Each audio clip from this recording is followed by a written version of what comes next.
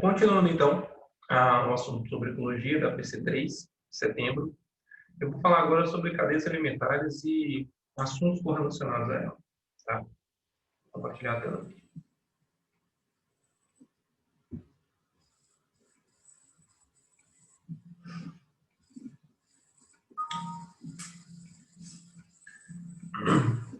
Então tá, gente. Cadeia alimentar, vocês já viram isso no ensino fundamental e estamos vendo de novo, né, esse assunto. Deixa eu ver, acho que eu compartilhei até errado. Só um minuto, gente, preciso confirmar isso. Não sei, talvez esteja funcionando normal, mas eu quero ter certeza. Não certo. E não ter que regravar. Então, voltando. O assunto de cadeia alimentar, ele envolve a relação com os seres vivos, como que os seres vivos absorvem energia. Quando se fala em cadeia alimentar, a primeira coisa que vocês têm que entender é que qualquer cadeia alimentar só se sustenta quando existe energia. Na verdade, qualquer organismo precisa de uma fonte de energia para funcionar. É como um carro. Um carro, se não tem gasolina, ou seja, a fonte de energia para gerar suas rodas, usar o freio, sei lá, usar o ar-condicionado, subir, descer, precisa de uma fonte de energia. Ok? Seja ela da bateria, seja ela da gasolina, seja ela do álcool ou elétrico, tá? Precisa de uma fonte de energia. Nós, seres vivos, da mesma maneira. A nossa fonte, a maior parte da vida que a gente conhece utiliza a energia proveniente do Sol.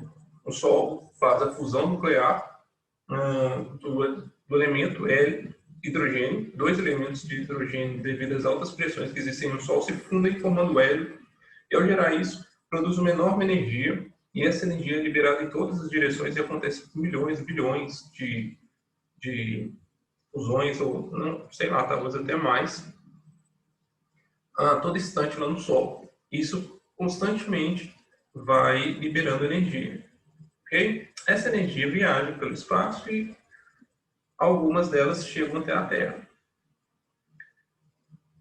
E os organismos, a vida como a gente conhece, a maior parte da vida como a gente conhece, aprendeu ou se adaptou, melhor, a absorver essa energia e aproveitar ela para gerar outras ações. Ok? Se eu corro, se eu ando, se eu respiro, se eu, sei lá, penso, é porque eu absorvi energia. E indiretamente essa energia veio do Sol. Vocês vão entender isso.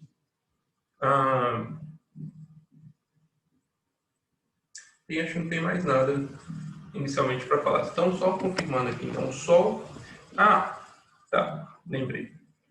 Só resumindo. O Sol é a fonte de energia principal da vida que a gente conhece. Como eu disse principal, quer dizer que há exceções. Algumas bactérias, elas vivem em locais escuros, sem acesso à luz do Sol, e sobrevivem. Uma vez que elas têm fontes termais, ou seja, uma energia endógena de dentro da Terra libera para a superfície essa energia, e essas bactérias absorvem essa energia de formas diferentes, como a gente entende como a gente sobrevive para absorver energia, tá bom? Então vamos começar. Quando eu disse que nossa energia é proveniente do Sol, tudo começa da fotossíntese. Fotossíntese é a capacidade das plantas ou de outros organismos fotossintetizantes de produzir o seu próprio alimento. Para isso precisa de algumas substâncias. Primeiro, o básico da fotossíntese é que tenha água disponível no meio, ok? Tenha CO2 disponível no meio, e para isso acontecer também precisa de ter luz. Não é só luz porque é claro, é porque a luz ela é uma onda que carregada com essa onda tem energia. E isso permite que gere e absorve essa energia formando uma molécula de açúcar, o C6H12O6, que é a glicose. Essa glicose é uma molécula que está cheia dessa energia, sendo que foi tratada ali na fotossíntese e guardadas em formas de moléculas. Essas moléculas liberam essas energias em bloquinhos para exercer outras funções, como para a folha desenvolver, para ela crescer, gerar outros galhos, flores, as sementes, ok? Então a glicose ela consegue, através da energia que ela acumulou pela energia do sol, liberar em pequenos pacotes para poder, de forma controlada, direcionar para que aquela energia está sendo utilizada. Então, a planta ela é o receptor direto, ou melhor, nem são as plantas, tá, gente? Quando eu falo planta, é por conta do bom senso, ou do senso comum de fotossíntese, mas quando eu falo planta, entenda também como alga, entenda como fitoplâncton, que são pequenas células fotossintetizantes que existem na água. Então, os organismos fotossintetizantes e o que a gente tem mais contato em geral são as plantas, absorvem diretamente essa energia do sol. E essa energia do sol permite com que ela cresça. Como que essa planta cresce? Porque ela faz a fotossíntese produzindo o seu C6H12O6, ou seja, glicose, um açúcar, que é liberado em pequenos pacotes, permitindo com que ela cresça, desenvolva e gere uma planta robusta, beleza? E aí, eu tenho um animal que, para ele sobreviver, também precisa de energia, mas ele não consegue absorver a energia abundante que está ao seu redor pelo sol, porque ele não é fotossintetizante. Então, como que ele faz para sobreviver? Ele vai lá e pega quem já produziu aqueles pequenos pacotes de energias acumuladas, ou seja, o açúcar. Então, o grilo vai lá e come e se alimenta da folha, que então tem a glicose e subprodutos da glicose, e absorve aquela energia. E separa a glicose no seu organismo e vai aproveitando essa glicose para usar, se movimentar, crescer, desenvolver, reproduzir. Por sua vez, quando esse grilo está fazendo isso, ele pode ser ocasionalmente se alimentado por um sapo. O sapo se alimenta do grilo da mesma forma. O sapo não consegue, pela sua fisiologia, se alimentar de vegetais. Então ele precisa de um intermediário nesse caminho. Quem é que é esse intermediário? É o grilo. Uma cobra, por outro lado, não é adaptada para se alimentar de grilos. Pelo tamanho, não compensa o gasto de energia para conseguir pegar um grilozinho. Mas, por outro lado, um sapo que já acumulou vários insetos, vários grilos, vários outros organismos que se alimentaram diretamente da planta, aí ele sim, vale a pena, compensa alimentar dele para pegar o seu pacote de glicose, entre aspas, ok? E aí entra o gavião, que está lá no final dessa cadeia alimentar, ok? Que está mais distante lá do produtor, o produtor de energia, que são as plantas e outros organismos fotossintetizantes. Ele se alimenta da cobra pelo mesmo motivo que o grilo se alimenta do vegetal, o sapo se alimenta do grilo e a cobra se alimenta do sapo, o gavião se alimenta da cobra. Acompanharam? Ok. Só que nesse processo, eu vou pular aqui, eu quero falar isso aqui, para vocês entenderem melhor. Só que durante esse processo, a energia ela não é perfeitamente absorvida. Então pensa só, durante 1 hora, eu tenho cálculo. Suponha que eu tenho um cálculo, uma quantidade, uma unidade. Durante 1 hora eu tenho a energia chegando do sol de meio-dia em cima de uma planta. E ela está lá fazendo fotossíntese e separando pequenos bloquinhos a energia do sol que está chegando para ela poder crescer, desenvolver. E aí, no momento que está chegando aquela luz, ela não vai conseguir absorver toda aquela luz naquele momento. porque boa parte dessa luz vai ser dispersa, ou não vai chegar nela, ou vai bater nela e vai se transformar em calor, ou mesmo essa energia que ela conseguiu absorver em forma de glicose, ela já está gastando. Como que ela está gastando? Para crescer, para desenvolver. Então, a energia com que ela absorveu do sol, ela vai gastando para crescer, desenvolver, reproduzir e tal. Neste momento, a partir deste momento, já não tem a energia que chegou na planta 100% que ela absorveu, porque ela já gastou parte dela. Então, aqui representado a energia que a planta gastou. Neste momento, vem em seguida, vem um coelho e se alimenta desse vegetal, sei lá, um alface, que absorveu por fotossíntese a energia do sol, cresceu, então gastou uma parte dela, e aí o coelho foi lá e comeu. Então, o coelho comeu não 100% do que aquela planta produziu, mas uma parte que sobrou do subproduto do seu crescimento, do seu desenvolvimento geral. Então, ele já não absorve a parte completa da energia, o total daquela energia. E aí, quem se alimenta do coelho vai absorver menos energia lá do início, porque o coelho também saiu correndo, e para correr ele precisou gastar essa energia que ele pegou da planta, ele precisa reproduzir, então ele gastou mais energia para a reprodução, que gera muita energia. Enfim, ele foi gastando essa energia, e aí, por um determinado momento da sua vida, foi lá uma lontra, foi e comeu ele. Quando a lontra comeu o coelho, ela pegou menos energia que o coelho pegou lá da planta, porque o coelho também já gastou essa energia que ele pegou da planta. E aí, por outro lado, quando o gavião preda uma lontra, ele vai pegar menos energia ainda. Por quê? A lontra gastou também uma parte da energia que já tinha sido gastada também pelo coelho e também já tinha sido gastada pela planta do total que ela produziu inicialmente. E nisso, o gavião vai absorver uma pequena porção do início que foi produzido. E é por isso que eu tenho este gráfico aqui, olha. Os produtores, ou seja, quem produz energia e armazena ela em pacotes específicos de glicose, principalmente, tem uma grande quantidade de energia acumulada, mesmo gastando essa energia para crescer, desenvolver e tal. Quando um organismo se alimenta dessa planta, ele não vai conseguir, primeiro, absorver 100% dessa energia acumulada, porque suas fezes, nenhuma digestão é perfeita. A gente nunca consegue absorver 100% do alimento que a gente ingere, por isso existe fezes. Então, parte dessa energia já é perdida nas fezes por conta da incapacidade do sistema digestório de absorver 100%.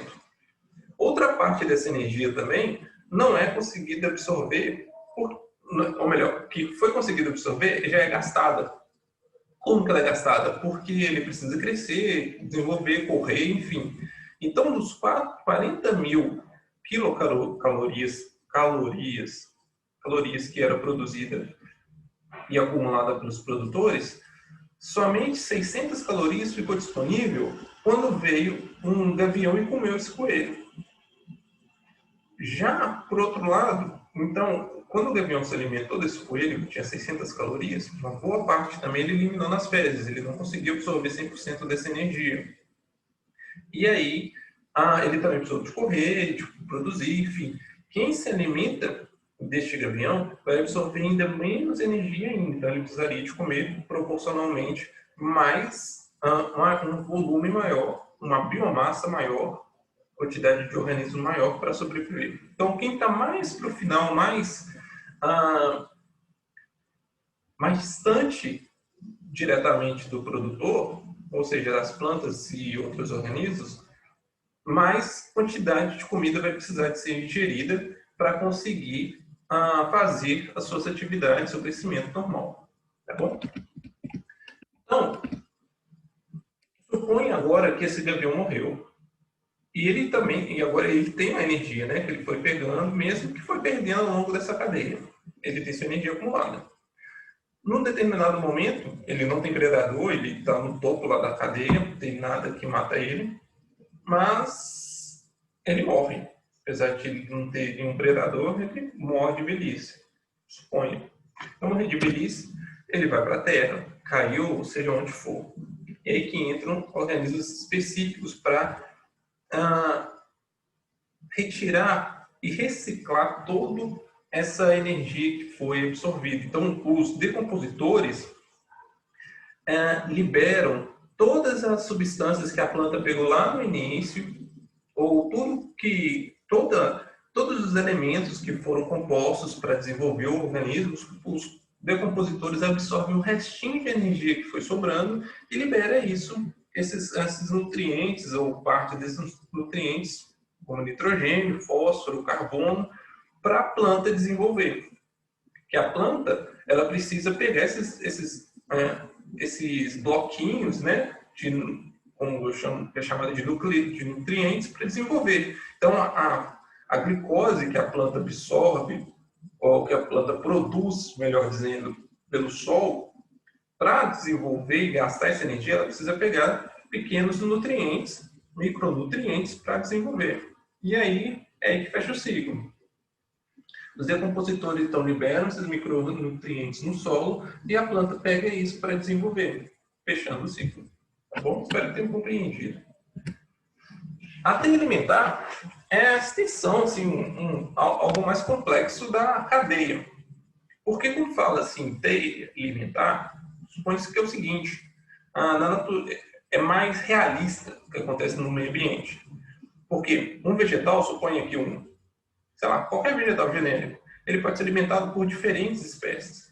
E essas diferentes espécies também podem ser predadas por diferentes indivíduos. Por exemplo, esse rato aqui ele tem como predador uma cobra, uma coruja, uma raposa, tá? Isso deixa as coisas um pouco mais complexas e dependendo da ordem que você pega, você vai ter uma quantidade de energia disponível no seu caminho, tá bom? Proporcionalmente à biomassa. E aí fala assim, quando se fala em cadeia alimentar, fala-se também nos nomes específicos para cada parte. A parte que produz fotossíntese, ou seja, que pega energia direto do sol e armazena esses pequenos pedaços, pequenos blocos de glicose, são chamados de produtores. Pelo simples fato deles produzirem energia básica para os organismos conseguirem viver, porque tirando os seres fotossintetizantes, ninguém mais consegue absorver energia do sol. E aí tem o consumidor primário, ou seja, porque ele primariamente no início pega de primeira mão essa energia, se alimenta direto da fonte,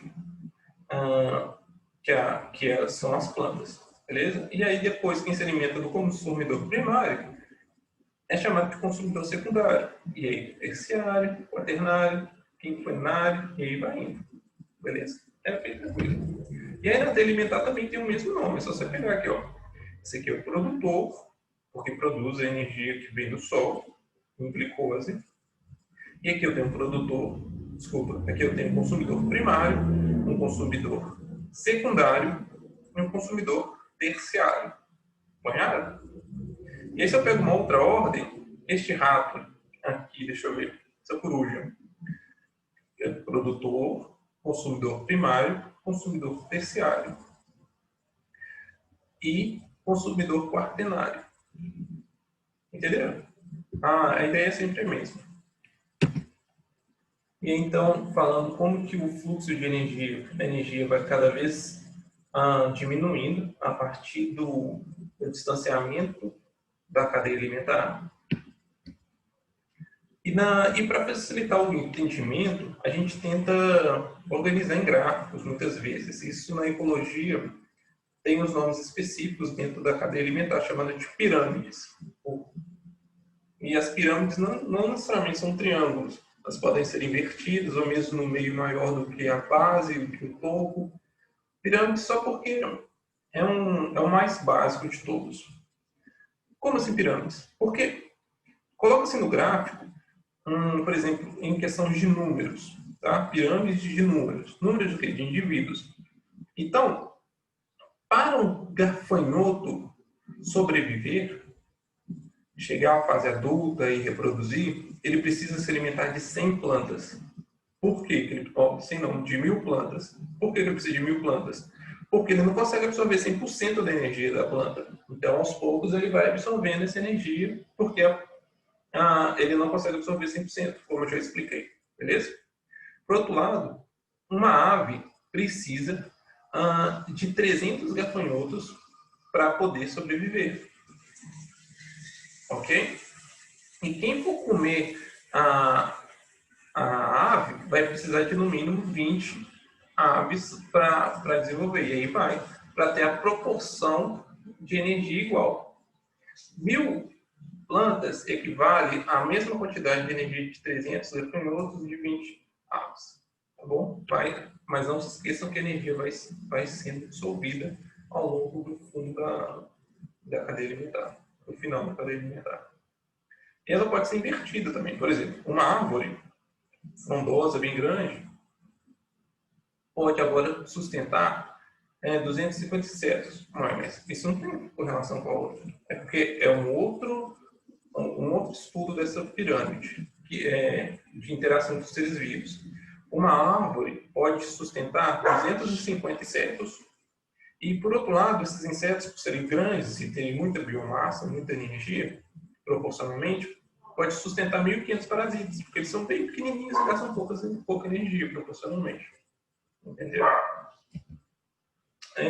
Biomassa é questão de peso.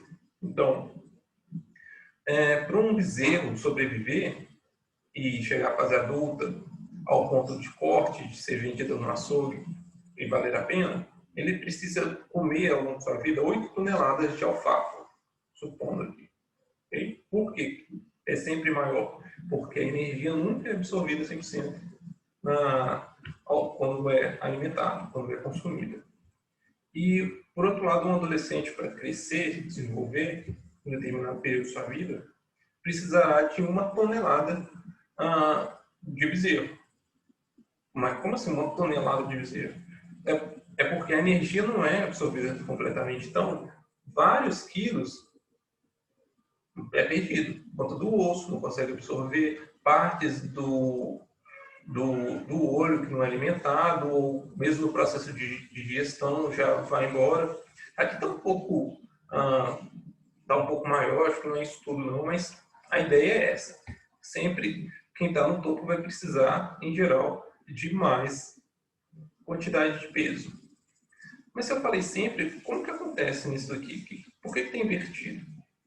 É porque o estudo dessas pirâmides envolve um momento específico, não envolve a questão temporal. Porque acontece o seguinte, fitoplâncton são pequenos organismos que vivem no mar e que produzem seu próprio alimento, ou seja, são fotossintetizantes. E os zooplâncton se alimentam desse fitoplâncton.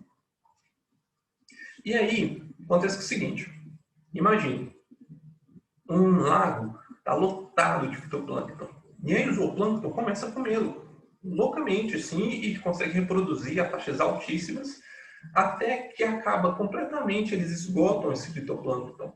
E aí, se eu pego e olho a biomassa daquele lago, eu vou ter uma pirâmide ao contrário. Ou seja, a quantidade de zooplâncton é maior do que os seus produtores, ou seja, o fitoplâncton. Por que isso? Porque eles comeram muito.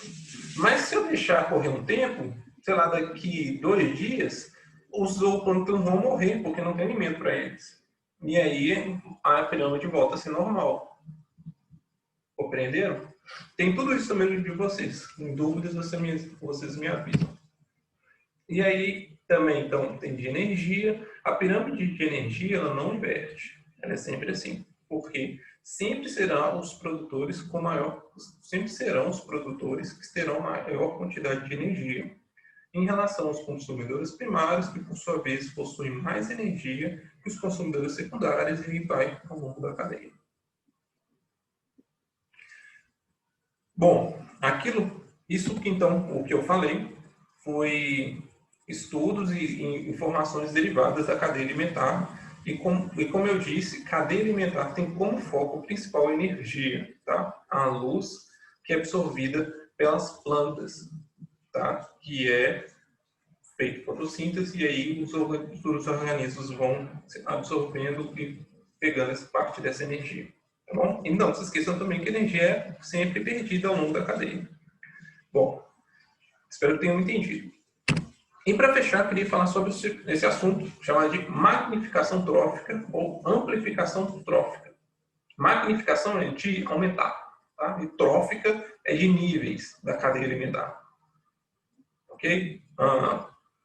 Nível trófico 1, trófico 2, trófico 3, é a mesma coisa que produtor, consumidor primário, consumidor terciário. Beleza. O que acontece? Algumas substâncias, elas não são absorvidas como fonte de energia. Por outro lado, eles também não são eliminadas da fezes. O organismo absorve isso e fica acumulando nesse organismo. A maior parte é inofensivo, mas o ser humano tem produzido grandes quantidades de produtos tóxicos que não são liberados pelos organismos, eles são acumulados ao longo da cadeia alimentar. O DDT, que é um herbicida, é um inseticida, na verdade, é usado em grande escala nas lavouras para aumentar a produção para consumo humano. Ele cai nas plantas e, naturalmente, das plantas também a maior quantidade vai cair no solo. Do solo, ele é sugado, né? Ele é dissolvido na água, acumulando nos lençóis freáticos, que, por outro lado, os lençóis freáticos, em geral, liberam numa nascente. E aí o DDT vai passando e chega, através desse processo, num córrego de uma região. E aí, a planta, ela precisa absorver os nutrientes que tem no solo. E o DDT é um dos nutrientes, porque tem bastante nitrogênio. Só que a planta não consegue processar aquilo para desenvolver, então ele vai acumulando na planta. E aí tem um herbívoro que se alimenta de planta, come este DDT, que foi absorvido na planta. Mas o herbívoro não come só uma planta, ele vai comer centenas, ou às vezes milhares ou milhões ao longo da sua vida. Então ele vai acumulando muito DDT dentro do seu organismo. E esse peixe, por outro lado, é alimentado por outros carnívoros. E um carnívoro precisa comer vários peixinhos para conseguir ter a energia necessária, porque, como a gente já disse, a energia vai sendo perdida ao longo da cadeia. E aí, quando chega lá no topo da cadeia alimentar, a quantidade de DDT acumulado já está altíssima, porque cada um foi absorvendo uma quantidade maior de DDT, como vocês conseguem ver aqui no gráfico. Então, o topo da cadeia alimentar tem uma quantidade muito grande de DDTs. Isso acontece com outras substâncias tóxicas, como mercúrio. O mercúrio é muito danoso para o organismo, porque ele influencia diretamente no sistema nervoso, que vai quando ele vai acumulando. E aí, o que acontece? Vocês perceberam, então, que quem sofre o principal dano é quem está no topo da cadeia. E quem vocês acham, qual animal vocês acham que em geral, ocupam no topo a parte mais alta da cadeia alimentar, da teia alimentar? É a gente, ser humano. Nós não temos predadores em geral. Raras exceções. A maior parte do ser humano morre de velhice, não alimentado por outro ser vivo diretamente, como vivo, né? Morto para alimentar um outro organismo vivo. Então, a maior consequência é da gente. Então, quando a gente alimenta de um peixe ou de um outro animal que teve essa magnificação, entrou em contato com essa magnificação trófica, a gente vai sendo intoxicado também. Então, é isso que eu tenho para falar sobre este assunto. Bom, gente, é isso. Eu espero que vocês tenham compreendido principalmente a questão de energia da cadeia alimentar. Leiam um capítulo do livro de vocês, que está aqui, ó, a partir da página 70 e vai até a página 183. Tá bom? Abraço para vocês e até o próximo vídeo ou até a próxima aula.